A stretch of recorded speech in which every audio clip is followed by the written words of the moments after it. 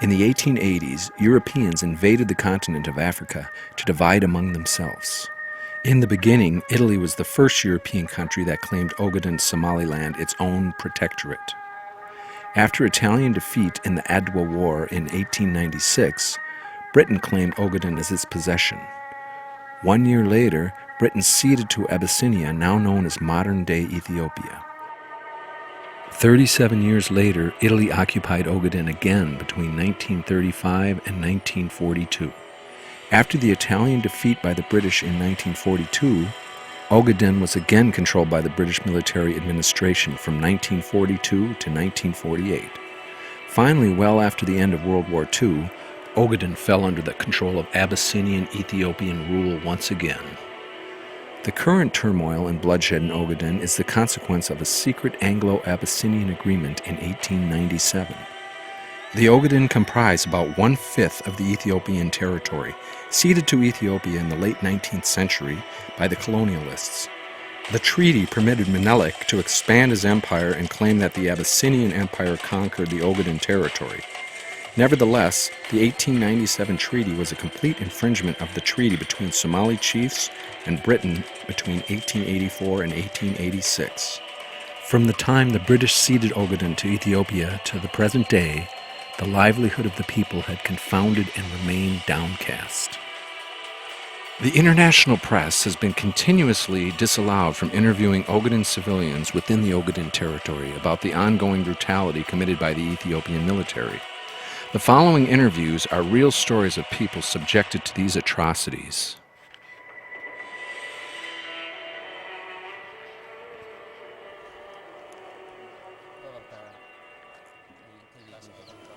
I fled from the Ogaden region colonized by Ethiopia, particularly from the Fik city in the Nogab province. Ethiopia caused me a great deal of pain and suffering. You can see the physical scars and wounds on my body.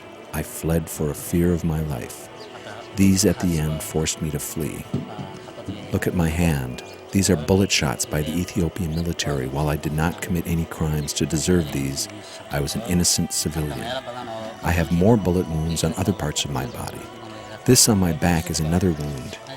I was an innocent civilian, a camel herder, when Ethiopia accused me of being an ONLF member and did this to me. In general, Ethiopia hates camel herders and accuses them of giving the rebels milk and support as well. The other residents at my village were massacred, abused, and tortured. Some were killed, some were imprisoned, and some, their heads were cut off by the Ethiopian soldiers. Many villages were all burned down.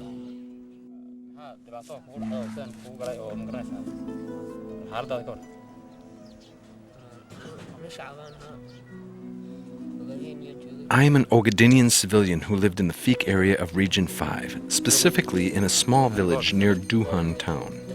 In August of 2007, the Ethiopian army and the ONLF confronted in fighting somewhere not far from my village. The Ethiopian troops had inflicted heavy casualties. When they arrived in the village, they were frightfully angry and distressed. Then they turned against us. We were all civilians who neither took part in the conflict nor part of the warring sides. The Ethiopian troops, however, indiscriminately started spraying bullets in all directions, and they killed anyone in the spectacle.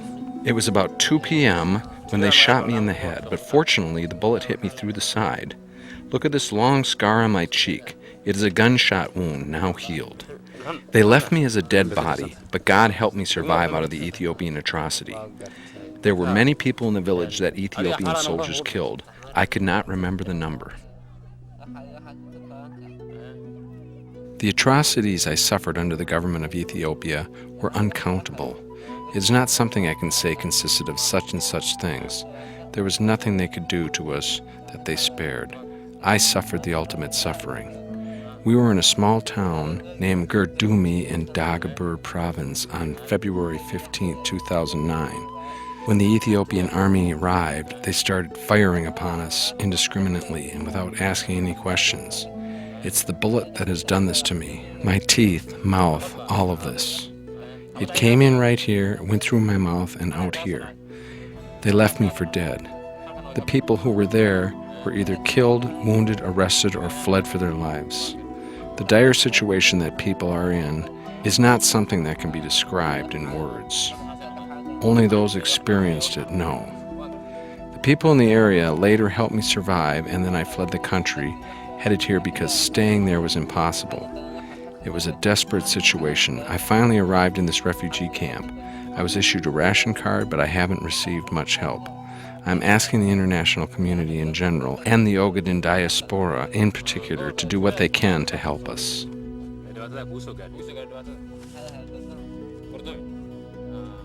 Here are some more stories of torture of Ogaden women in Ethiopia by Meles Zenawi's troops.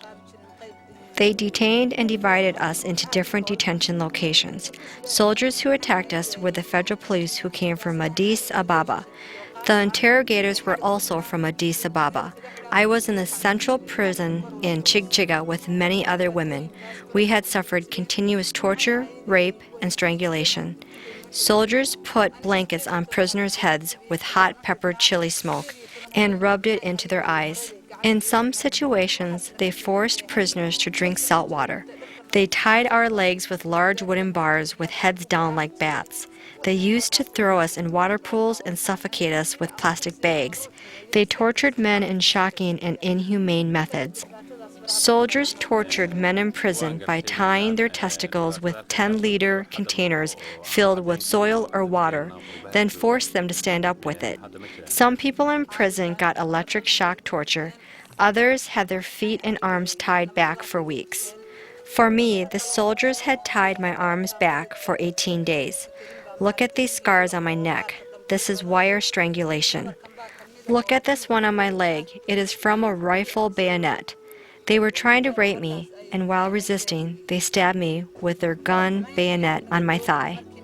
There are many scars on my covered body parts that I cannot show people. They used to take off our clothes forcefully, and while naked, telling us to face out towards the wall. Then they'd start beating us with large wooden sticks, guns, and iron bars on the back.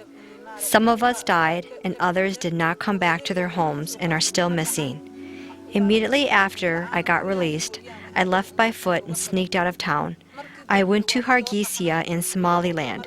A few weeks later, distant relatives of mine helped me out and brought my children to Hargeisa, whereas we reunited again. Though we were hundreds of miles away from the enemy, we felt unsafe in the Somaliland because they had local spies in there. I decided to save for my life and my children. We fled to Kenya, where we are now. We were more than 100 members of the Maktal family, and few of us had survived.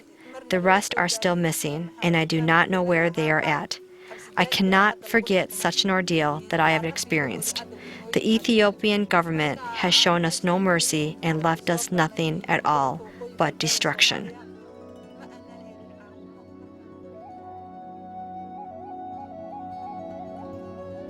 Checking whether the crime in Ogaden is genocide or not. Is not food and commercial blockade a crystal clear genocide? Is not silencing NGOs, human rights organizations, and media an act of crime against humanity? Is not absolute mass murder genocide? Is not torture and wire strangulation to death crime or genocide? Is not mass detention without due process genocide? Is not raping women and young girls genocide? Is not earth-scorching, looting, and destroying property genocide? Is not displacing people out of their homes genocide? If not, what else can be called genocide? The answer is yes, these are genocide acts against humanity. Thus, there is no doubt that these are acts of crime of genocide against humanity. Accordingly, the crime perpetrated by the Ethiopian military and allied local militia against Ogaden Somali civilians is an ignored genocide indeed.